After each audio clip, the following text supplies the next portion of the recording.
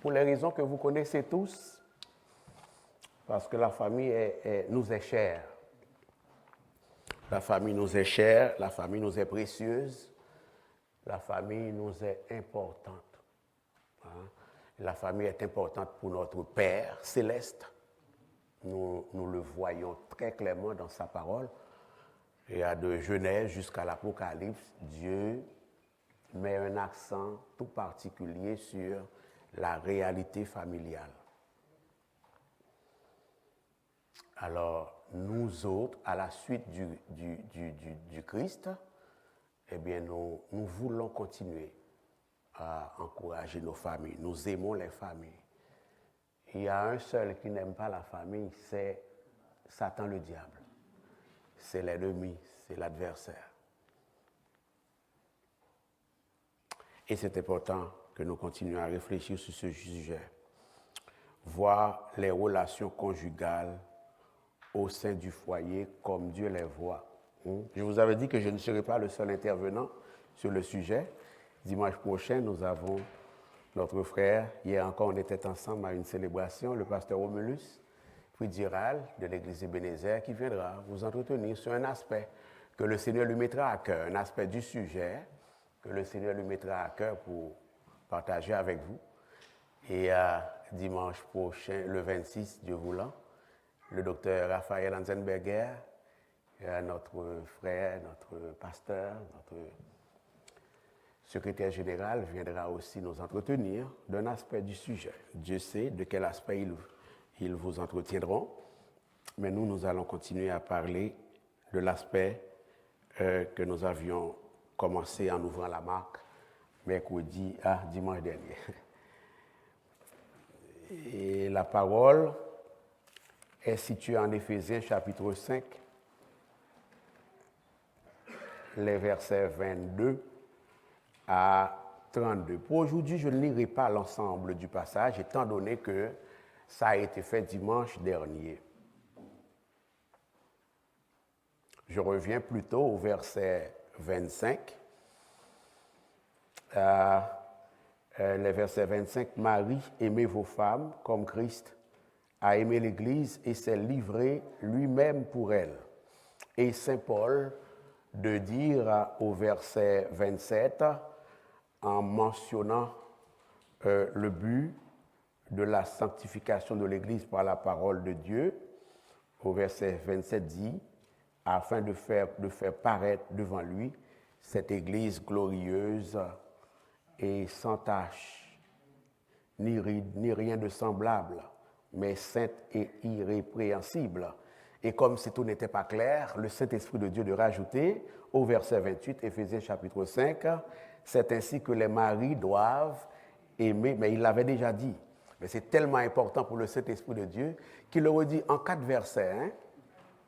Il a fini de dire au verset 25, Marie, aimez vos femmes, comme Christ a aimé l'Église. Et au verset 28, il dit, c'est ainsi que les maris doivent aimer leurs femmes comme leur propre corps. Celui qui aime sa femme s'aime lui-même. Je vous avais dit que le texte ne s'adresse pas seulement à nos frères, il s'adresse aussi à nos sœurs. Les sœurs ont besoin aussi d'être à l'écoute de ce que l'Esprit dit à l'Église, et particulièrement à travers ce passage.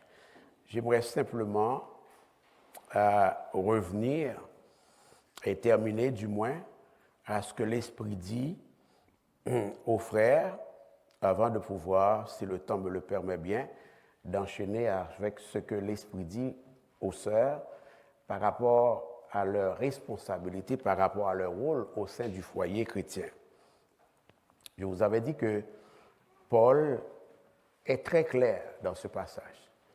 Il fait une invitation, il demande, il invite les hommes, les frères, à aimer leurs femmes et il leur donne un modèle. Il leur donne un modèle. Il leur présente le Christ comme étant le modèle de cet amour.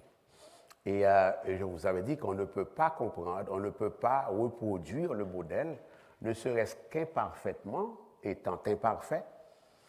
Et si on ne comprend pas comment le Christ a exprimé son amour pour l'Église, on ne pourra pas.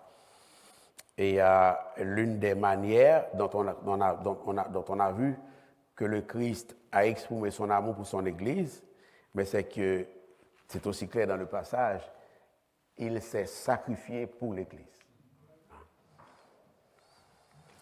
Et je vous avais dit que l'amour de l'homme pour la femme doit être un amour sacrificiel. Et quand je disais cela, je vous avais dit que cela ne s'entend pas, cela ne veut pas dire qu'un homme va se faire clouer à la croix pour sa femme. Mais cela parle d'une attitude de renoncement. Une attitude de renoncement. L'homme est appelé, le mari, le père, est appelé à aimer sa femme dans une attitude de renoncement. Et la parole de Dieu dit, l'homme quittera son père et sa mère et s'attachera à sa femme. Il y a aussi dans ce passage, et je vous le dirai tout à l'heure, je le redirai tout à l'heure, les auteurs du Nouveau Testament n'ont pas écrit en faisant fi de l'Ancien Testament. Ce que Paul dit ici tient compte de Genèse. Okay? Et c'est de la même manière, et lorsqu'il dit l'homme doit aimer la femme comme Christ a aimé son Église, il a en tête ce que Dieu dit en instituant la famille dans le jardin d'Éden. Il a ça en tête, il a ce passage en tête. Il a Genèse 1 à 2 en tête. Okay? Alors, tout ça, c'est pour dire quoi? C'est pour dire que l'homme quittera son père et sa mère, s'attachera à sa femme. Quand on parle de renoncement, mais c'est ça, renoncement. C'est plus simple. Il n'y a que le sang de Christ qui peut nous laver, qui peut nous purifier, qui peut nous sanctifier. L'homme n'est pas appelé à donner sa vie littéralement pour sa femme. Mais l'homme est appelé à renoncer à lui-même. Il y a plein d'anciens mariés ici.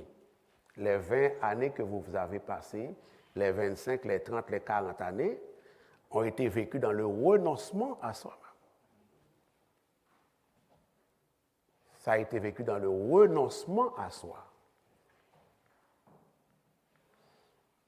Il y a des choses que je peux bien aimer, qui ne cadrent pas avec mon mariage, mais je renonce à cela. C'est un peu de ça.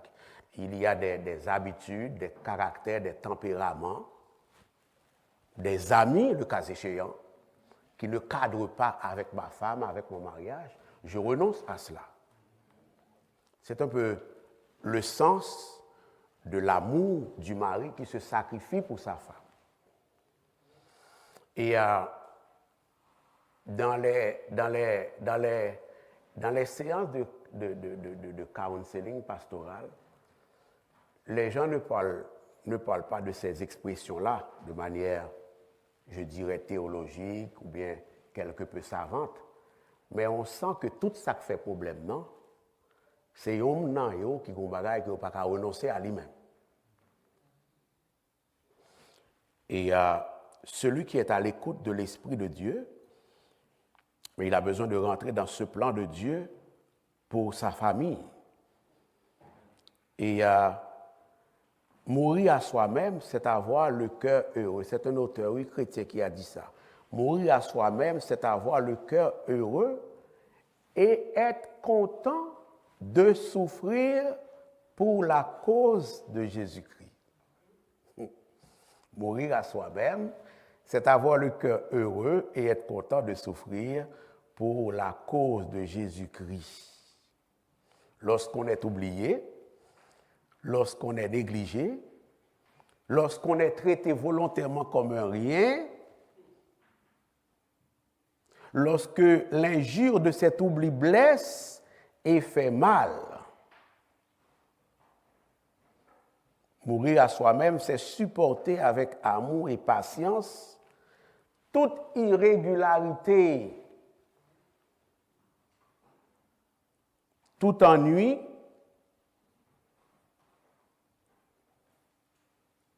en témoin de gaspillage, de folie, d'extravagance, de manque de sensibilité spirituelle, et supporter tout comme Jésus l'a fait. Je disais dimanche dernier que ici on parle de l'amour agapé, hein? On parle de l'amour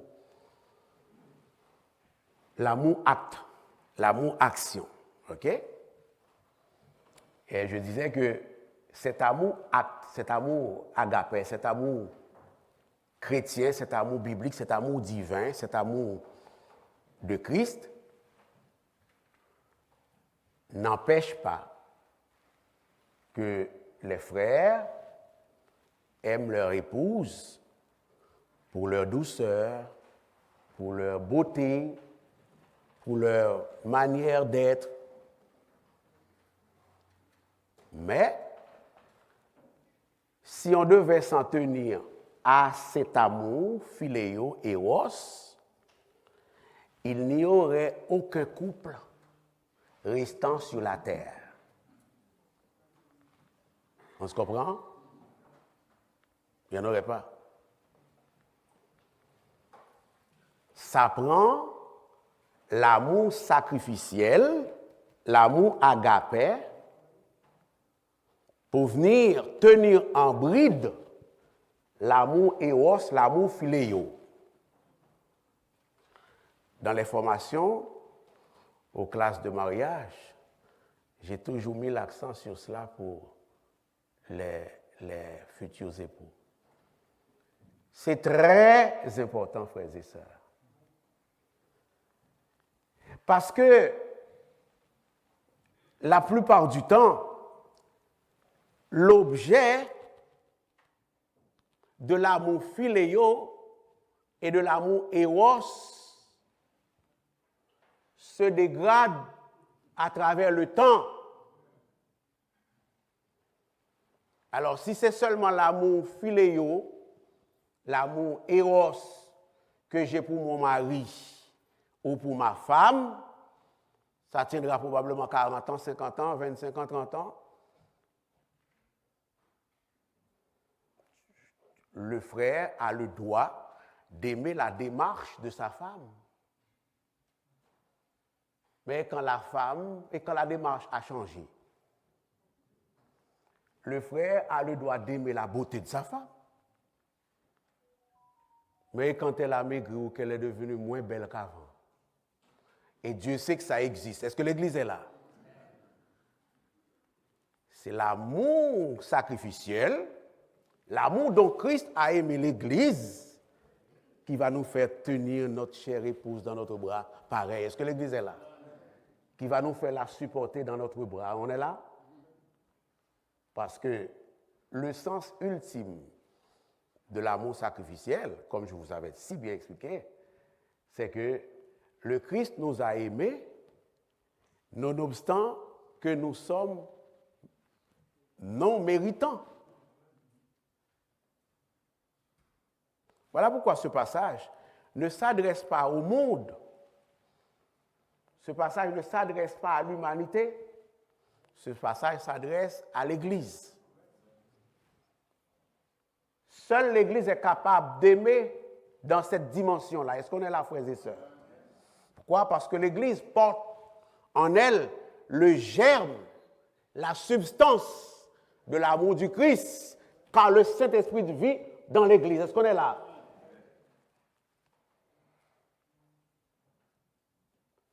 Le Christ nous demande quelque chose qu'il sait qu'on est capable de faire. Parce qu'il a commencé en nous.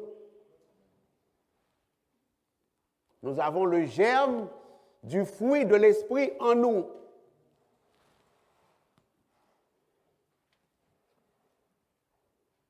Mourir à soi-même, c'est se contenter de n'importe quelle nourriture, offrande, vêtements, climat ou attitude.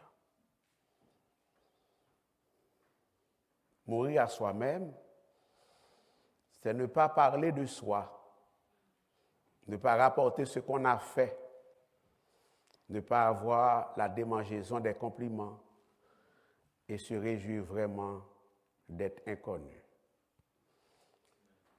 Vous savez pourquoi ce passage qu'un auteur, un homme de Dieu chrétien, a écrit retient autant mon attention? C'est parce que il nous aide vraiment à rendre clair, à concrétiser ce que ça veut dire aimer comme Christ a aimé l'Église. Et Dieu sait combien ces petits éléments-là qu'il nomme dans ce passage peuvent faire problème dans les foyers. Frères et sœurs, mes bien-aimés, Christ a aimé son Église. Il s'est sacrifié pour son Église, mais Christ aussi a sanctifié l'Église. L'amour auquel Saint Paul invite les hommes chrétiens, c'est un amour qui sanctifie. Pas oublier, non? Verset 26, afin de la sanctifier par la parole, après l'avoir purifiée par le baptême d'eau. Jésus a sanctifié son Église et Jésus continue de sanctifier son Église tous les jours. J'ai choisi de parler doucement, ok? Le Saint-Esprit de Dieu m'a donné ce débit-là pour aujourd'hui. Vous me connaissez, parfois je parle, ok? Il a sanctifié son Église et il la sanctifie chaque jour.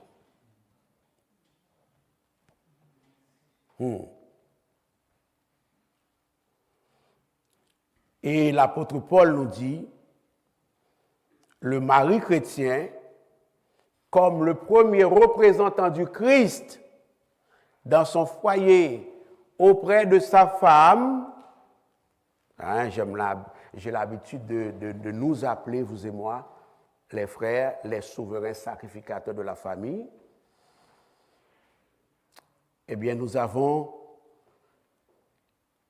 la noble, l'énorme et la lourde responsabilité de sanctifier nos sœurs. Vous me demandez comment c'est possible, Sergo? Nous avons la lourde, la norme et l'immense responsabilité de sanctifier nos femmes. Vous ne saviez pas si ça existait. Nous avons la responsabilité de rechercher la sanctification de nos épouses et de les aider, par le fait même, à grandir spirituellement. Pour le monde, cela n'a aucune importance. Pour le monde, cela n'a aucune valeur. Mais de deux choses l'une. Ou on vit par la foi, ou on vit par la vue. Est-ce qu'on est là, frères et sœurs? Le mari chrétien a intérêt que sa femme devienne chaque jour plus spirituelle que possible. Et l'inverse est aussi vrai. Nous y arriverons. Parce que tout problème qui gagne, si tout le monde est spirituel, il y a un pile de problème qui est capable d'exister. Est-ce que l'Église est là?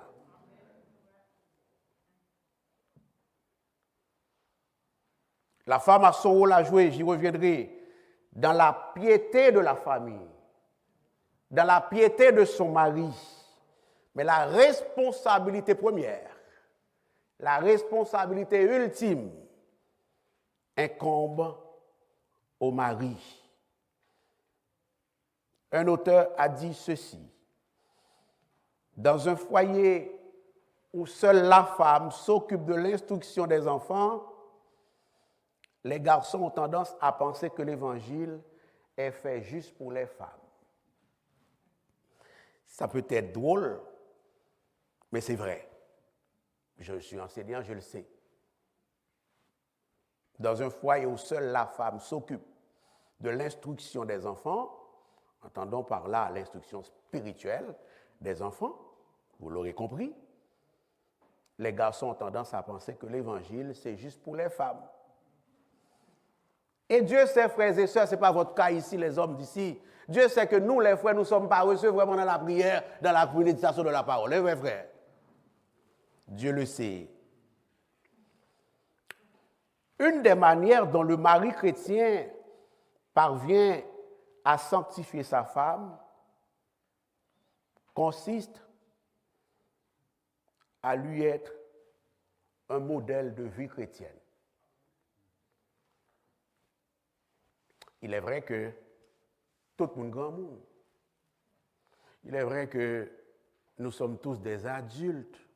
Nous avons tous accepté le Christ comme sauveur. Mais la parole met beaucoup l'accent sur l'imitation, au regard de la vie chrétienne, vous le saviez? Même dans le chapitre 5, devenez donc les imitateurs de Dieu comme des enfants bien-aimés.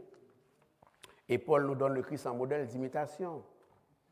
Donc l'imitation, c'est louable. La vie spirituelle est comme presque beaucoup d'autres vies.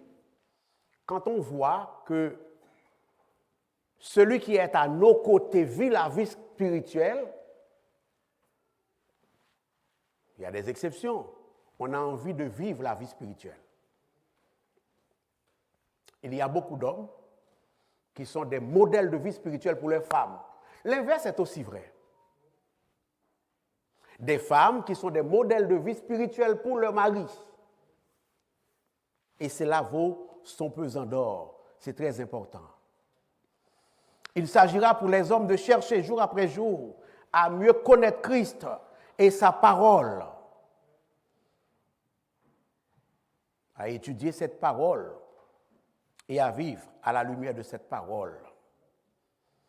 Parfois, ça se peut que le modèle est là, il n'y a personne qui se soucie de le reproduire.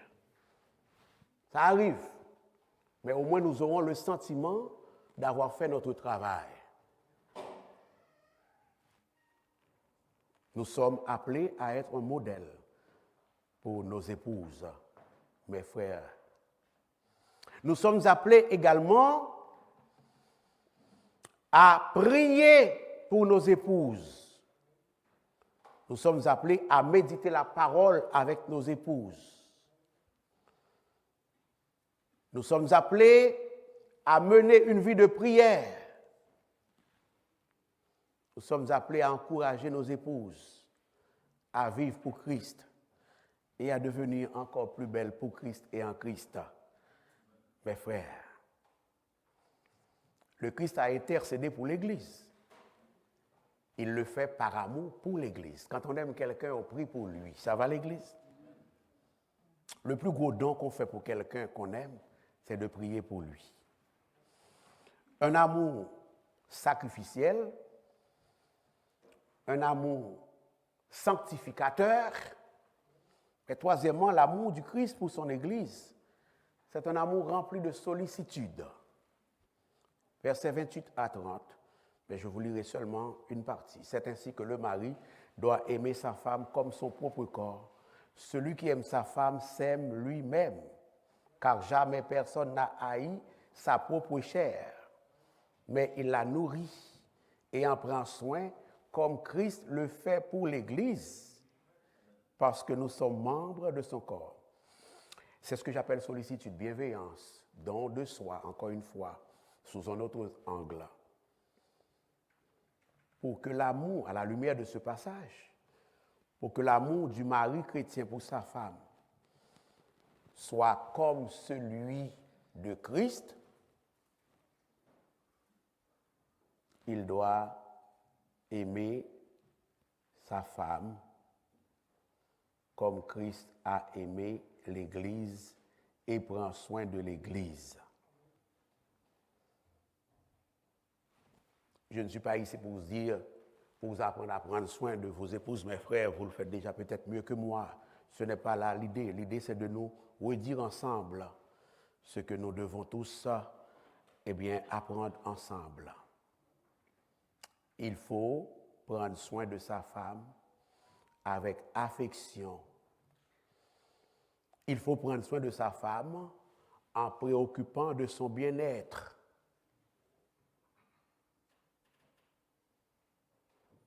En tant que chrétiens, nous savons que notre corps est le temple du Saint-Esprit de Dieu. Et parce que nous savons que notre corps est le temple du Saint-Esprit de Dieu, nous gardons notre corps à l'abri de toute souillure, de toute maltraitance. Vous êtes peut-être mieux que moi là-dedans. Je suis très paresseux à faire des activités physiques. Je l'ai déjà dit en chair. Nous nourrissons notre corps bien. Nous maintenons notre corps en bonne forme physique.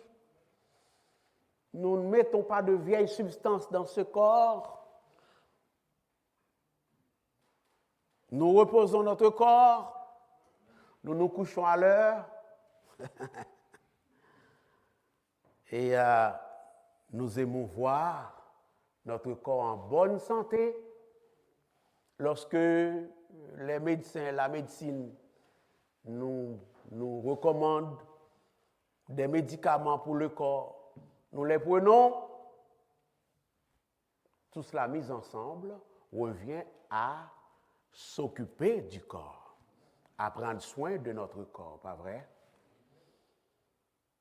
Eh bien, Saint Paul dit que le mari chrétien doit s'occuper de sa femme comme il s'occupe de son corps. Un beau défi, ça va à l'église?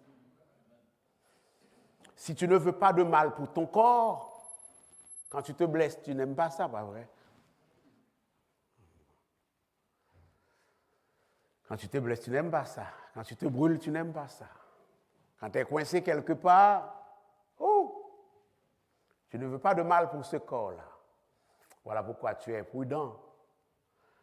Et tu prends des précautions nécessaires du point de vue de la sécurité, en termes d'aliments ou de substances à prendre, à manger, etc.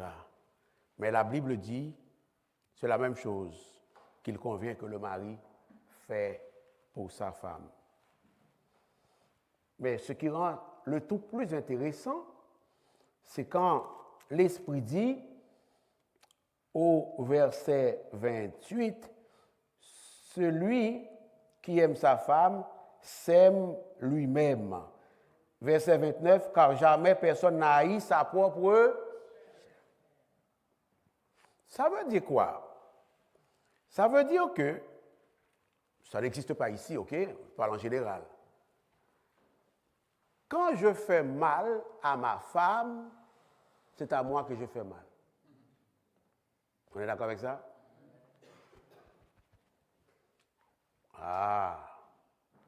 Quand je fais ma femme fâchée, demande-moi pas s'il ne m'arrive pas de faire fâcher à ma femme. Ça m'arrive, ok?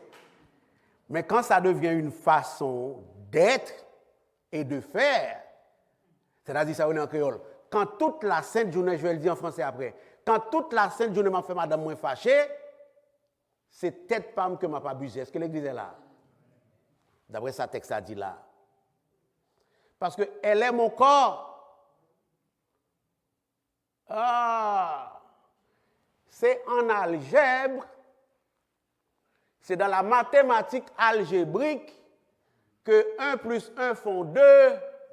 Dans la mathématique céleste, dans la mathématique divine, 1 plus 1 c'est 1. Est-ce que l'église est là?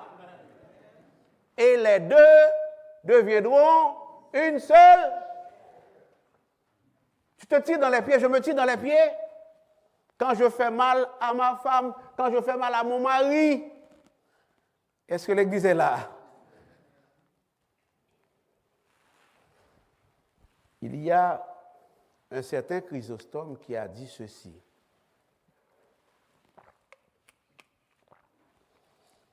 Connais-tu, un des pères de l'Église, connais-tu la mesure de l'obéissance? Je vous cite Chrysostome. Quand je termine, je dirai fin de citation. Ça ne vient pas de moi. Voici maintenant celle de l'amour. Veux-tu que ta femme te soit soumise comme l'Église est soumise à Christ? Je vous dis, c'est Chrysostome qui parle. Prends alors soin d'elle-même comme Christ le fait pour l'Église. Évidemment, les sœurs ne devraient pas s'attendre à ce que les frères prennent soin d'elles avant qu'elles se soumettent aux frères. C'est une soumission inconditionnelle, mais on connaît Chrysostome écrit, d'accord? Prends soin d'elle comme Christ le fait pour l'Église. Et s'il fallait que tu donnes ta vie pour elle, il y a une hyperbole, une exagération, ou que tu sois coupé en 1000 morceaux, ou que tu subisses quoi que ce soit d'autre, ne le refuse pas. Mais c'est une hyperbole. C'est pour dire que l'idée de sacrifice, l'idée d'amour sacrificiel doit être au cœur de l'homme chrétien. Est-ce que l'Église est là?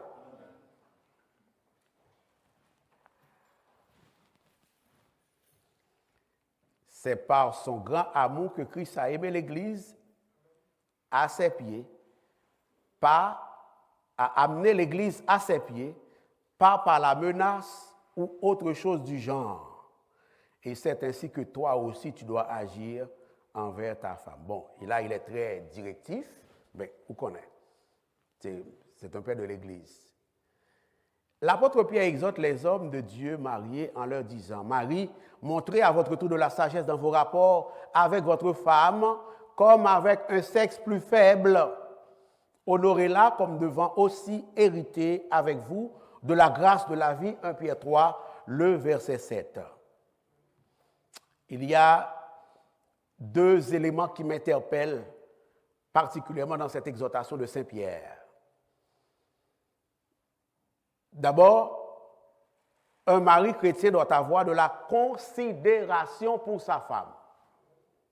Considération. Un mari chrétien est appelé à traiter sa femme avec compréhension. Un mari chrétien est appelé à traiter sa femme avec sensibilité. Vous n'êtes pas pasteur, vous ne le savez pas. Mais c'est important, frères et sœurs. Deuxièmement, Pierre dit aux hommes d'honorer leurs femmes comme devant aussi hériter avec eux de la grâce de la vie. Un des éléments de signification de cette exhortation de Saint Pierre, c'est que mari et femme doivent être les meilleurs amis au monde. Vous m'entendez? C'est ce que vous êtes déjà. Mari et femme doivent être les meilleurs amis au monde.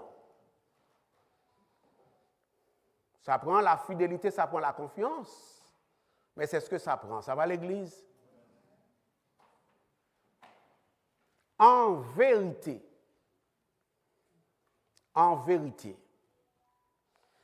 la journée où le mari n'est pas le meilleur ami pour sa femme et que la femme n'est pas la meilleure amie pour le mari, il doit y avoir un problème. Parce que, je reviens à 1 plus 1 font 1, parce qu'une des significations de 1 plus 1 font 1, c'est l'amitié. Ça va? C'est l'intimité. Alors, il faut redresser les choses, si c'était le cas. Mari et femme, en tant qu'amis, nourrissent des projets ensemble, conçoivent des objectifs clairs et précis ensemble en toutes choses en ce qui touche à la famille, frères et sœurs, mais également sur le plan spirituel. Dans 2 ans, dans 3 ans, nous voulons être là. Dans 2 ans, dans 3 ans, à l'intérieur des paramètres sur lesquels nous avons un petit peu de contrôle sous la souveraineté de Dieu, dans 3 ans, on fait ça. Dans 3 ans, on veut être là. On ne sait pas ce que le Seigneur nous réserve, mais dans l'intimité, dans l'amitié profonde, ça se décide ensemble. Il faut que ça soit clair pour tout le monde, pour tous les deux. Est-ce que l'église est là? Ce n'est pas que toi, tu es au Cap, l'autre est à Saint-Marc. Ça va l'église? Il faut qu'on soit au même pas, marchons de même pas. Est-ce que l'église est là?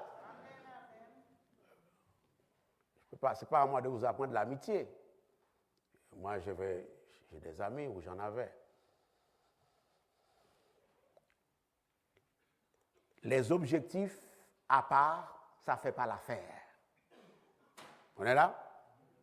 Les plans à part, ça ne fait pas l'affaire.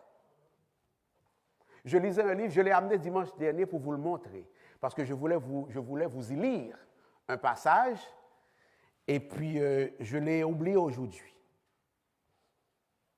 Que Marie, qui est venue, dit à la femme, parfois les versets sont aussi vrais, il y a des sœurs qui font la même chose.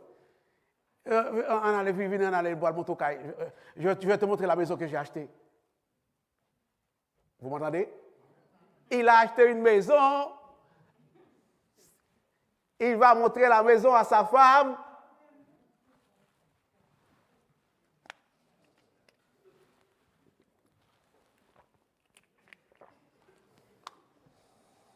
Tu n'es pas marié.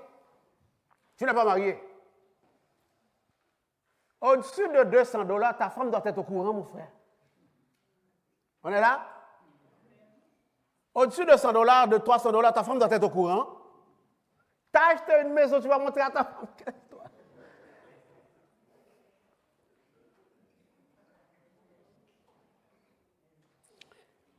Le Christ est fidèle envers son Église. 3e élément, 4e élément. Hein? Un amour qui sacrifie, un amour qui sanctifie, et un amour rempli de sollicitude. Et maintenant, on est rendu avec un amour fidèle. Cet amour ne manque jamais. L'amour de Jésus, ça manque? Ça manque-tu? Jamais. L'Écriture dit très clairement, si nous sommes infidèles, lui, il est fidèle, car lui, il ne peut se renier, lui. Mais voilà l'amour auquel nous sommes invités. Un amour, même lorsque l'amour éros, l'amour philéo, fluctue, la femme ne marche plus comme avant, elle ne parle plus comme avant, elle est peut-être moins douce, moins docile qu'avant. Je l'aime pareil. Ça va l'église? Je demeure fidèle dans mon amour pour elle. Parce que quand je fais ce qui est mal aux yeux de Dieu, il m'aime pareil. Ça va? Notre femme doit pouvoir compter sur notre engagement en tout temps, frères et sœurs, mes frères. En tout temps. Notre fidélité en tout temps.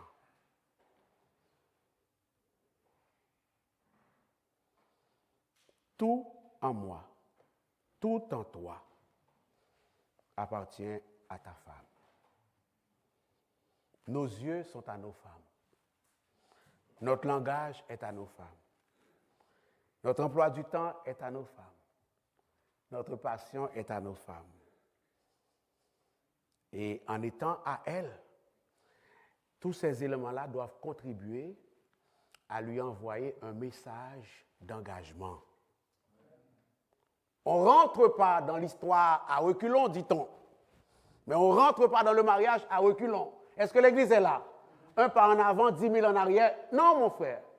Ce n'est pas ainsi que le Christ t'a aimé. Est-ce qu'on est là, frères et sœurs? Le Christ m'aime d'un amour engagé.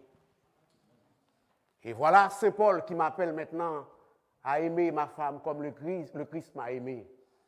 La commande est importante, mais on peut la réaliser au nom de Jésus. Ça va l'église? On ne rentre pas dans le mariage à reculons.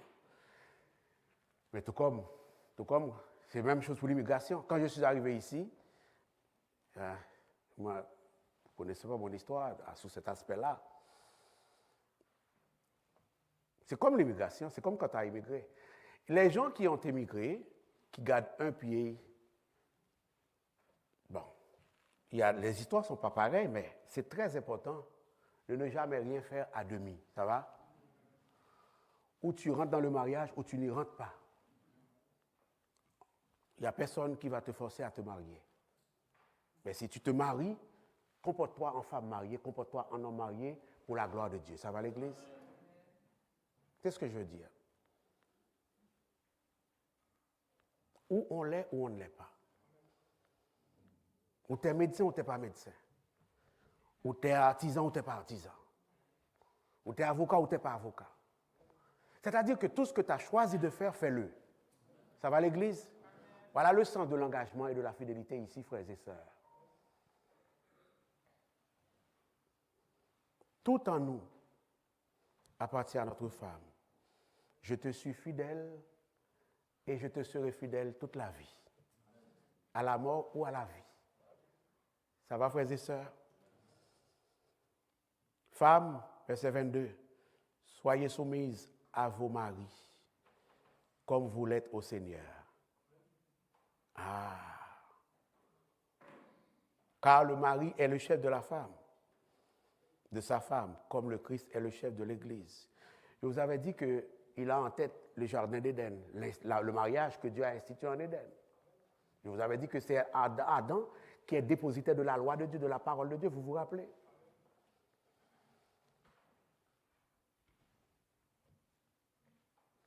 On comprend très bien qu'en Éden, la femme a été placée sous la responsabilité de l'homme. Tout le décor, toute la littérature nous informe là-dessus. Est-ce que l'Église est là?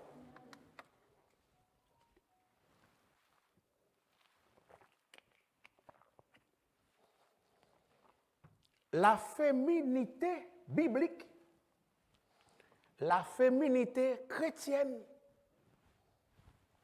se définit dans la soumission au foyer de la femme. On est femme quand on se soumet à son mari dans le foyer. Vous vous rappelez comment j'avais dit, qu'est-ce que j'avais dit de la masculinité biblique? Pour Dieu, un homme c'est qui? En tout cas, au foyer tout au moins. Je vous avais dit, au foyer, pour Dieu, un homme c'est qui? Eh bien, de la même manière, c'est déjà réglé, c'est derrière nous. Allez maintenant écouter en différé ce message si vous voulez y revenir. Mais c'est la même chose. Pour Dieu, une femme, on est femme quand on se soumet dans le contexte du foyer à son mari. Maintenant, toute la question réside dans le sens, dans la signification de la soumission. Tout est enchaîné. Et Paul dira, et l'Écriture, la Genèse va dire de la femme qu'elle est une aide pour l'homme. C'est en tant qu'aide, c'est elle qui se soumet à son mari. Est-ce que l'Église est là? Tout est lié. On ne peut pas... L'Ancien Testament parle du Nouveau Testament. Dieu dit en Genèse qu'il n'est pas bon que l'homme soit seul, je lui ferai une aide semblable à lui. Et arrivé ici, Paul dit que la femme doit être soumise à son mari dans le contexte du foyer, mais c'est en tant qu'aide. Mais pour Dieu, les hommes, la manière dont les hommes comprennent la notion d'aide, ce n'est pas comme ça que Dieu comprend la notion d'aide. N'avez-vous pas remarqué que la femme est créée en dernier dans la création? N'avez-vous pas remarqué? La femme est créée en dernier. Ça veut dire que Dieu porte une attention spéciale à la femme. Ce n'est pas parce que la femme est une aide ou doit être soumise à son mari au foyer qu'elle est inférieure à l'homme. C'est plutôt parce qu'elle est précieuse pour Dieu. Ça va l'Église? Les sœurs sont précieuses pour Dieu.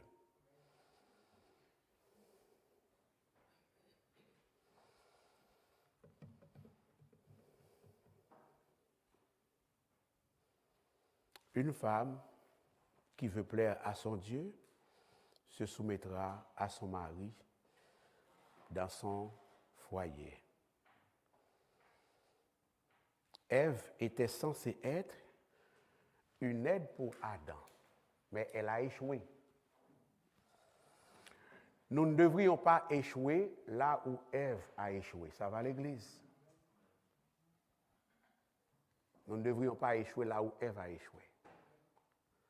De la même manière que je dis aux frères qu'ils ne devraient pas échouer là où Adam a échoué, je dis aux sœurs de ne pas échouer là où Ève, notre mère, a échoué. Au lieu d'avoir été, selon le plan de Dieu, une aide pour son mari, elle a été une fossoyeuse pour son mari. Vous vous rappelez? C'est lui, c'est elle qui a induit son mari en erreur. Mais le mari, lui, n'a pas fait preuve de responsabilité. Il n'a pas fait preuve de leadership.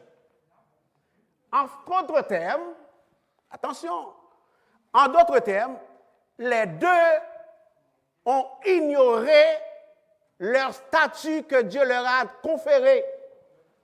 Et ça a conduit à ce que nous savons tous. Ce n'est pas vrai que si aujourd'hui, dans mon foyer, dans ton foyer, les deux se plaisaient à ignorer leur rôle, leur responsabilité, que cela devrait se passer bien. Car dans la vie du premier foyer, cela ne s'est pas passé bien pour la simple et bonne raison que l'homme a rejeté sa responsabilité et la femme a rejeté sa responsabilité. Est-ce que l'Église est là?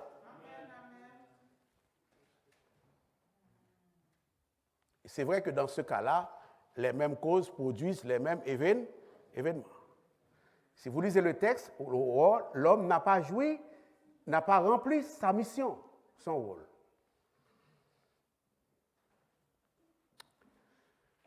J'ai beaucoup de choses à dire là-dessus. Nous y reviendrons. Je voulais simplement vous dire que, je vais vous lire ce passage rapidement avant que je vous laisse. Dans Jean chapitre 14, le verset 16, pour ne pas vous méprendre sur le sens de aide. Jean 14, verset 16, Jésus parle du Saint-Esprit comme d'une aide. Est-ce qu'on est là? Donc, il n'y a rien de rabaissant dans le fait d'être une aide. Nous voulons tous jouer le premier violon, jamais le second violon, mais ça prend et le premier, je ne suis pas musicien, mais je les vois là, ça prend et le premier violon et le deuxième violon pour qu'il y ait de l'harmonie. Ça va à l'église? Le Saint-Esprit est une aide. Donc, les sœurs sont appelées à conseiller les frères. De grâce, continuez de faire votre travail, que vous faites déjà si bien, les sœurs. Conseillez les frères pour nous. OK? Priez pour les frères pour nous. Encouragez les frères pour nous. Ce qu'ils n'ont pas appris, apprenez-les leurs pour nous. Et ne pas les critiquer. Ça va à l'église? Respectez-les pour nous, les sœurs, d'accord? Vous êtes leur aide.